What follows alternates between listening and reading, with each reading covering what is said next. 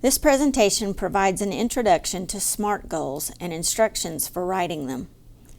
During the presentation, you will want to pause to allow yourself time to reflect, and there will be time to actually write some SMART goals. If you are viewing this as a team, pause now to establish some collective commitments and determine roles of your team members to get the most out of this presentation. For example, identify a reporter, recorder, timekeeper, etc.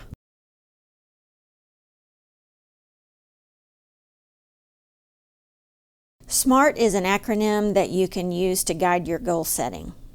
To make sure your goals are clear and reachable, each one should be strategic, measurable, attainable, results-oriented, and time-bound. SMART goals help teams focus on one goal which the whole team is accountable for achieving. Teams should be continuously asking, what is it we expect our students to learn? How will we know when they learned it? How will we respond when some students do not learn? These questions are at the core of the professional learning community, as well as at the core of the multi-tiered system of support, otherwise referred to as MTSS. The most important word in each of the three questions is we. We push toward our vision of student achievement and SMART goals to create a healthy level of concern that compels us to stay on track. Schools should have 2 or 3 global goals that all team members are accountable for and working towards. Those goals should be strategic, measurable, attainable, relevant, and time-bound. We begin with S. Goals should be strategic. Otherwise, the team won't be motivated to achieve it because they can't even focus in on it. It would be difficult wearing prescription glasses that belong to someone else unless you both wear the same prescription. Make sure goals are strategic and that they hold importance with the people implementing them. If they're looking through the wrong lens, they're less likely to hit the target because they can't focus. When drafting the goal, try to answer the 3 W questions. What do I want to accomplish? Why is this goal important? Who is involved? Strategize, but also remember to keep this clear and concise. Simple enough, all team members can wrap their head around it. It's important to have measurable goals so that the team can track its progress and stay motivated. Breaking them up into smaller, bite-sized pieces, actionable tasks linked to the goal, will help them stay motivated and positive throughout the process. So what's going on in our brains? Dopamine, that's what. When we experience even small amounts of success, our brains release dopamine, which is connected to feelings of pleasure, learning, and motivation. When we feel the effects of dopamine, we're eager to repeat the actions that resulted in success in the first place. Neuroscientists refer to this as self-directed learning. This is why activating small, actionable tasks toward goals is such an effective way to stay motivated during movement towards the global goal the school will set. The actionable tasks need to be substantial and effective. When the team checks off items on the checklist, small amounts of dopamine will be released and the team will be refueled to keep working towards the goal. This is why it is so important that the goal is measurable. A measurable goal should address questions such as how much, how many, how will I know when it is accomplished? This step of the SMART goal should consider the action plan, which we will explore later, but be mindful that measurable should have actionable tasks that can be linked to the goal and can be measured and monitored. Attainable. Your goal also needs to be realistic and attainable to be successful. It should stretch abilities, but still remain possible. Consider current reality, then think about if the goal is attainable. Identifying current reality will be a crucial step when developing SMART goals. Can we accomplish the goal after analyzing current reality, making sure the goal is within reach? Example: if only 40% of students are passing the ACT, it would be ridiculous to write a goal that says 100% of students will pass within the next school year. That's unrealistic, and the timeline is way too short to make that sort of gain. Remember, when goals are met, you can always write new ones and stretch the team, but start with realistic expectations in the beginning.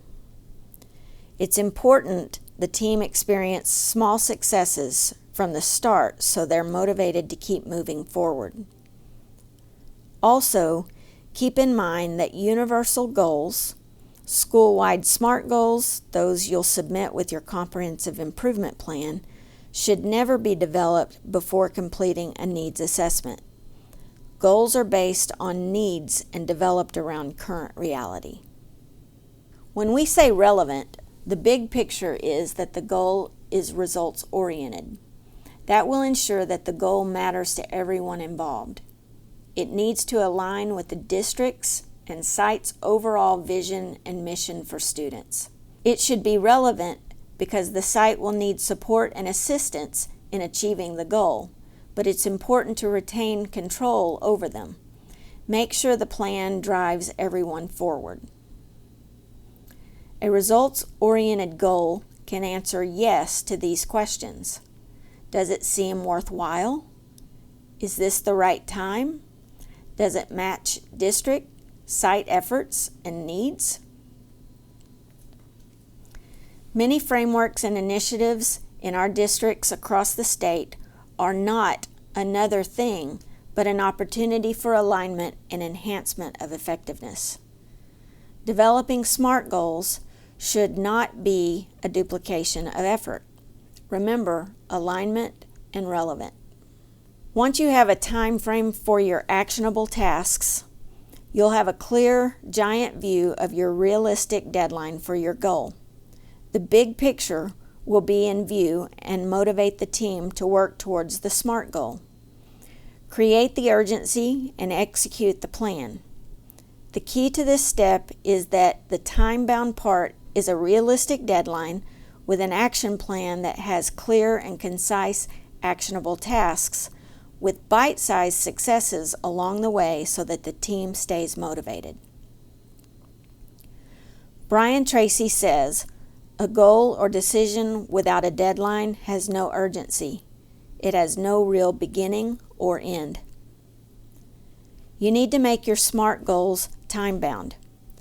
Also, we understand some goals written with the words increase or decrease is assumed the time would be from one benchmark or assessment to another, or if it involves state tests, that it is a universal goal measuring from one school year to the next, and that time-bound piece of the goal can be a given.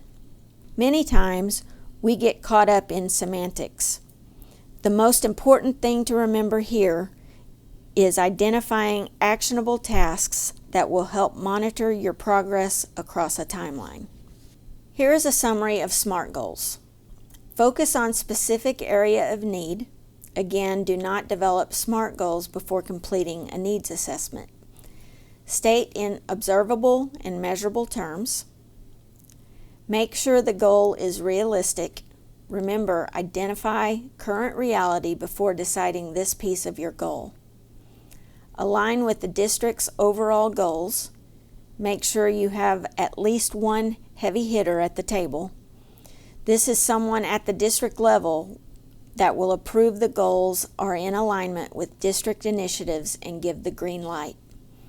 You don't want to push the ball forward only for it to be retracted.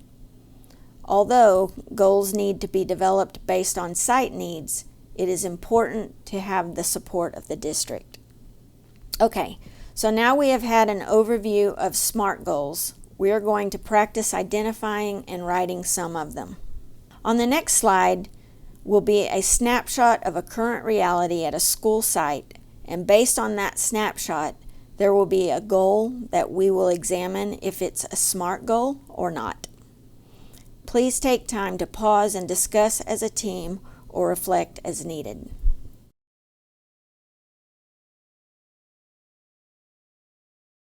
On this slide, please pause here to examine the current reality at a school site. Look for trends and data that triggers an area of obvious need.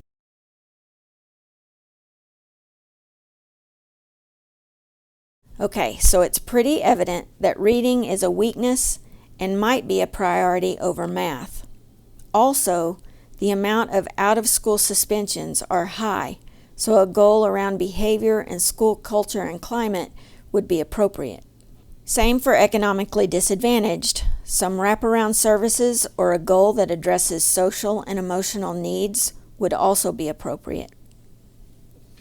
Provide a safe and supportive learning environment for all students and staff. Is this a SMART goal or not? Please discuss.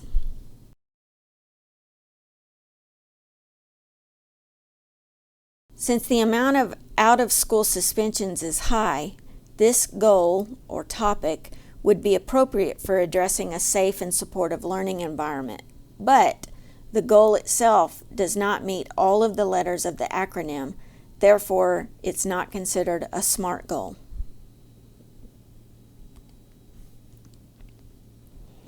Take the goal and turn it into a SMART goal using the SMART goal fill in the blank to help guide you. Again, SMART goals are strategic, measurable, attainable, relevant, and time-bound. The orange words are where we filled in the blank to turn this non-SMART goal into a SMART goal. We will load and provide the link to this fill-in-the-blank template. It's very basic, but it does ensure goals are SMART goal compliant. What do you think? What's wrong with this goal? Pause and discuss. The 90% makes this goal unrealistic, considering the school site overall percentage of students passing is less than 27%. Let's change the 90% and make this SMART goal one we can work with. Now, is this goal attainable? Yes. 30% is a much more realistic goal for that specific school site that had 27% and below passing percentage of readers, 3rd through 5th. So many times, teachers check out because they're not checking off attainable tasks and they feel defeated before they ever begin. It's important the goal is attainable, and even though 30% still seems unacceptable, it's growth. And if every year, with a 3-year plan, the scores increase by 10%, eventually students will be on grade level. There has to be SMART goals and an action plan in place that is realistic. This is essential. Let's dissect this SMART goal. Is it strategic? What do we want to accomplish and who is involved? 30% of students passing, and this goal is important because we can all agree students' reading is important, right? Is it measurable? How will you know if it has been accomplished? Evidence will be the state test results, but to progress monitor throughout the school year, you should have the benchmarks to guide you towards the SMART goal and should be included in the actionable tasks or the action plan. And we have already changed the goal to be attainable because we know 90% was too high and unrealistic. Make sure goals are within reach. Now R, results-oriented and relevant. Is the goal aligned with district level goals? Yes, I think evaluating the Reading OSTP aligns with overall goals of any district in this state. Last, time-bound. When is the deadline or the end of the school year? Remember, a goal or decision without a deadline has no urgency. It has no real beginning or end. Once a SMART goal is developed, it is essential to create an action plan with actionable tasks. The SMART goal is the bigger picture the entire team will work towards, but the action plan breaks it down so that there are small successes along the way. This will organize the team and create a sense of urgency with a roadmap that will also motivate the team to check off the actionable tasks as they are completed. Here is an example of a SMART goal worksheet. There's several you can find out there. This is just a version our office made to simplify the process as much as we could. So, you fill in the school's information at the top, enter the SMART goal, and then as a team determine the actionable tasks toward achieving this goal. It's important to have the voice and choice of all team members for buy-in and so that they know that their voice is valued. Example of an actionable task could be identify students from previous school year, OSTP, who did not pass the state test. Who is responsible and when is the time frame, resources, and evidence of effectiveness. This task is fairly easy and will allow you to check off the step pretty early on in the process so that during the PLC, when giving updates, team members will feel motivated to keep moving towards the goal. Here is a current reality or snapshot of a different school site. Take a moment to analyze the data presented and discuss as a group. Let me move to the next slide before you press pause so that you have the SMART goal fill in the blank to guide you.